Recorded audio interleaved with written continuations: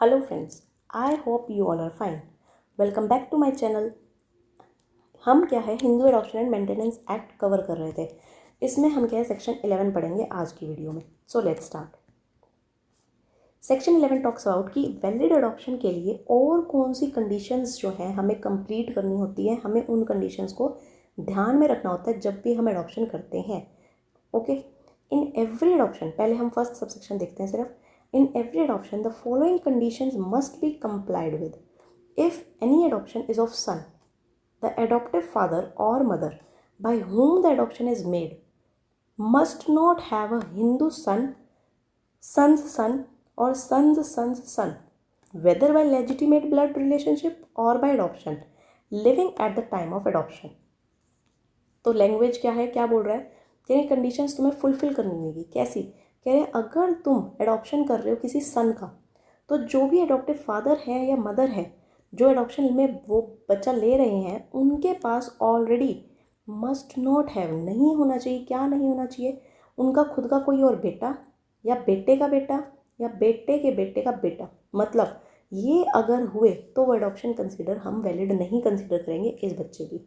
तो अगर adoptive father और मदर को बच्चे को अडॉप्ट करना है, सन को, सन की बात हुई है, डॉटर की नहीं, अगर सन को अडॉप्ट करना है तो उनके पास उस टाइम पे हिंदू सन, सन्स सन या सन्स सन सन नहीं होना चाहिए। चाहे वो लेजिटिमेट ब्लड रिलेशन से हो, चाहे वो एडॉप्शन से हो। ठीक है। Living at the time of adoption, मतलब वो बच्चा उस टाइम पे जिंदा हो जब तुम वो एडॉप्शन उस दूसरे बच्चे का कर रहे हो तब। ओके, सबसेक्शन 2 बोल रहा है, सबसेक्शन 2 बोल रहा है if the adoption is of daughter, पहले सन की बात होगी, अब डॉटर की। जो एडॉप्टिव फादर है, जो बच्चा ले रहा है, जो बच्ची ले रहा है, या mother by whom the adoption is made must not have a Hindu daughter और sons daughter, whether by legitimate blood और by adoption, living at the time of adoption. तो एडॉप्शन के टाइम पे, मैंने क्या बोला, एडॉप्शन के टाइम पे अगर एडॉप्टिव फादर या एडॉप्टिव मदर डॉटर को अडॉप्ट करना चाहते हैं, ठीक है, तो उनके पास उस टाइम पे क्या नहीं होना चाहिए? ऑलरेडी हिंदू डॉटर नहीं होनी चाहिए या बेटे की बेटी नहीं होनी चाहिए। इसमें भी वही, चाहे वो लेजिटिमेट रिलेशन से हो, चाहे वो एडॉप्शन से हो। ओके, सबसेक्शन 3 क्या बोल रहा है? If the adoption is by male, अगर कोई मेल पर्सन जो कि बैचलर है, अगर वो बंदा अडॉप्ट करना चाहता है, and the person to be adopted, और वो क्या है, फीमेल अडॉप्ट करना चाहता है, ज़रूरी नहीं है यहाँ बैचलर हो सकता है वो डाइवोर्स्ड हो। ओके, तो यहाँ पे अगर वो मेल पर्सन अडॉप्ट करना चाहता है एंड द पर्सन जो है वो फीमेल अडॉप्ट करना चाहता है, the adoptive father is at least 21 years older than the person to be adopted. तो अगर एक मेल पर्सन डॉटर को अडॉप्ट करना चाहता है तो कम से कम 21 साल का गैप होना चाहिए उनमें। Okay, if the adoption is by a female, अगर कोई फीमेल अडॉप्ट करना चाहती है and the person to be adopted is male, अब यहाँ पे उल्टा हो गया, कह रहे हैं फीमेल अडॉप्ट करना चाहती है किसको? जो सन को, मेल को अडॉप्ट करना चाहती है, तो इनके बीच में भी क्या, 21 ईयर्स का गैप होना ज़रूरी है।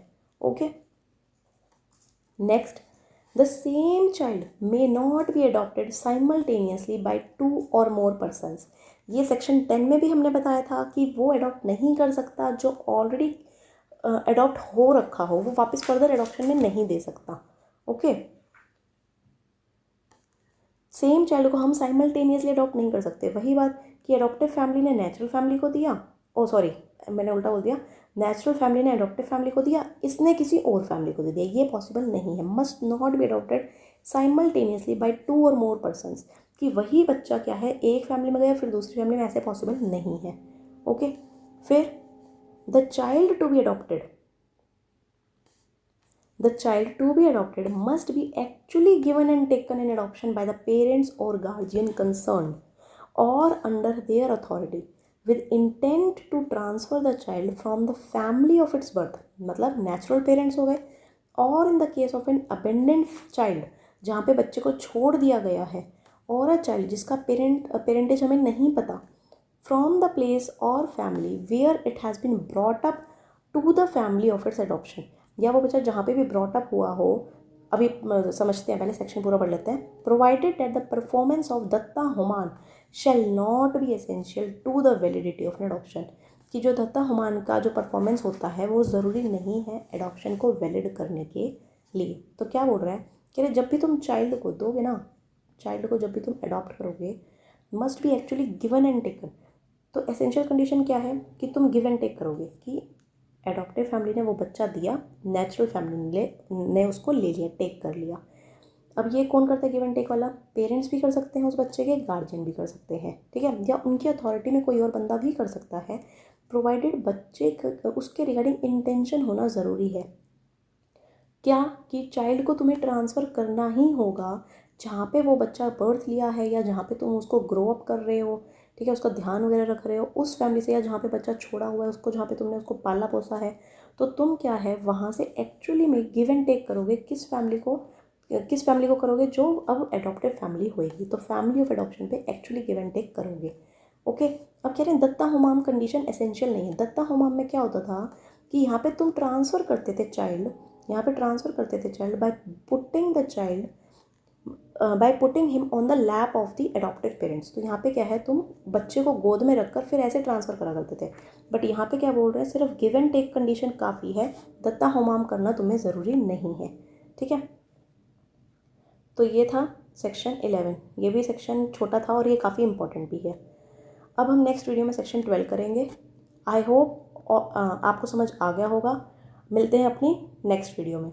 Don't forget to like, share and subscribe my channel to get notification for new videos. Thanks for watching.